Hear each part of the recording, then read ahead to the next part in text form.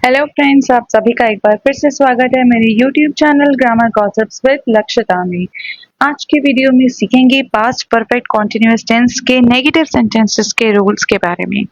मैंने अपनी पिछली वीडियो में आपको समझाया था अफर्मेटिव सेंटेंसेस के rules under past perfect continuous tense. साथ ही मैंने आप लोगों के साथ डिस्कस किया था पास्ट परफेक्ट कॉन्टिन्यूअस टेंस के यूजेस के बारे में भी।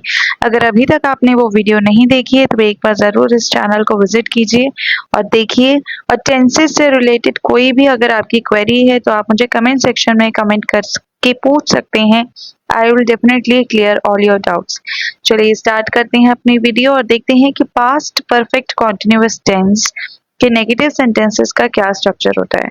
ये वीडियो बहुत ही हेल्पफुल रहेगी आपके लिए। अगर आप मेरी सीरीज टेंसेस की सीरीज को फॉलो कर रहे हैं तो अभी तक आपको समझ आ गया होगा कि मैं हर एक टेंस को इन डिटेल कवर कर रही हूँ with examples. And if you like these videos then do subscribe to my channel. चलिए स्टार्ट करते हैं।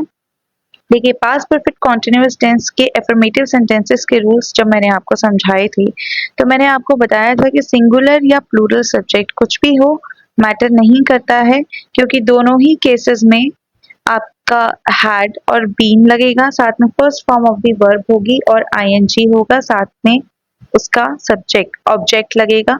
जो भी पार्ट रिमेनिंग होता है सेंटेंस का ऑब्जेक्ट के फॉर्म में वो लगेगा। ठीक है। अब जब मैं बात करती हूँ पास्ट परफेक्ट कॉन्टिन्यूअस टेंस के नेगेटिव सेंटेंसेस की तो इसका रूल भी बहुत सिंपल है। यहाँ पे हम फॉलो कर रहे हैं, मूव कर रहे हैं रूल नंबर 2 की तरफ। तो देखिए सब्जेक्ट कोई भी हो, जैसे कि मैंने आपको ऊपर बताया, यहाँ पर सिंगुलर या plural subject plus had plus not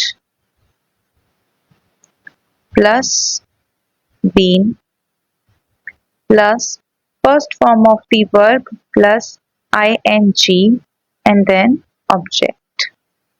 fine. चलिए रूल्स हो गए, रूल हो गया। अब एग्जाम्पल देख लेते हैं। फर्स्ट एग्जाम्पल मैंने आपको दिया था, she had been working at this company for 5 years before she got the promotion. तो अब इसी को अगर मैं नेगेटिव फॉर्म में कन्वर्ट करना चाहूँ तो मैं कैसे करूंगी? She had not been working at this company for the last 5 years. For the last 5 years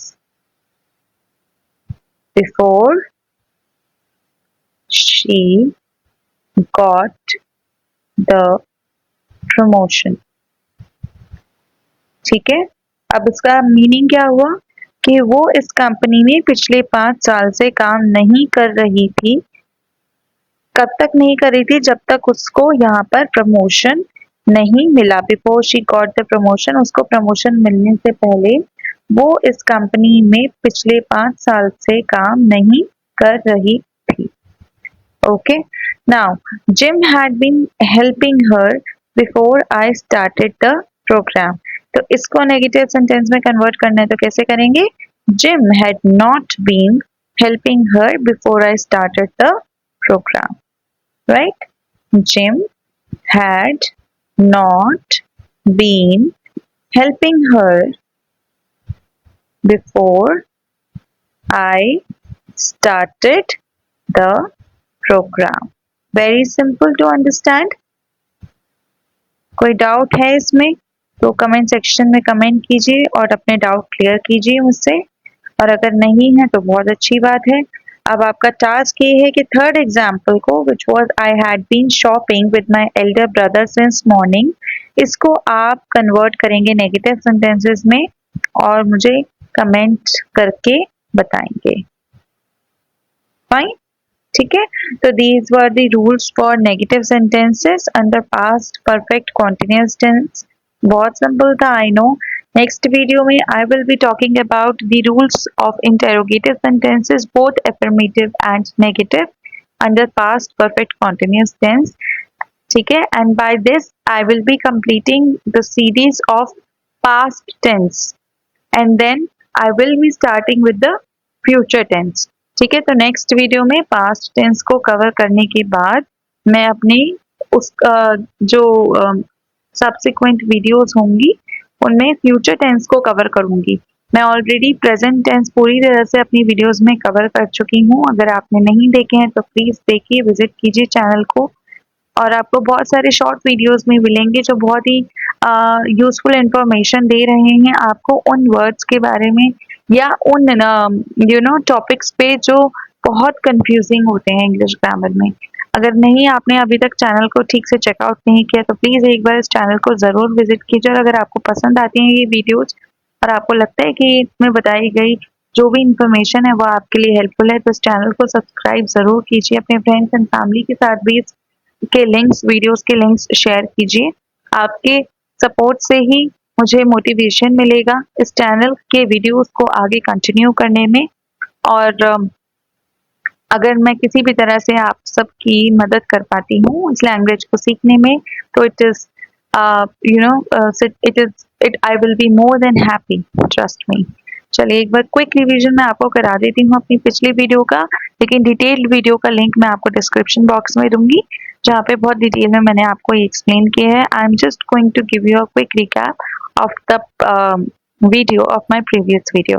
So past perfect continuous tense, when I talk about the uses of this tense, I said that it is used to describe about a past action that started in the past and continued up to a certain time period and was completed in the past itself. The example that I gave you was these boys had been playing cricket for an hour when it started to rain. Second use that I told you was to tell about the duration or time period of an action in the past. Example, he had been calling to your parents for 2 years. Third was to describe the cause and effect relations between actions completed in the past. And the example was John had been losing weight before he met with an accident. After that, I discussed with you all about the rules of affirmative sentences, in which I told you that either whether it is singular subject or plural subject, under past perfect continuous tense, we use had been along with the first form of the verb when it comes to the rules of affirmative sentences. And then in today's video, I gave you the structure for the negative sentences as well. Now, I hope कि आज का topic आपको clear होगा। आगे की video का इंतजार कीजिए और खुश रहिए, हंसते रहिए। I'll see you in my next video. Till then, bye bye.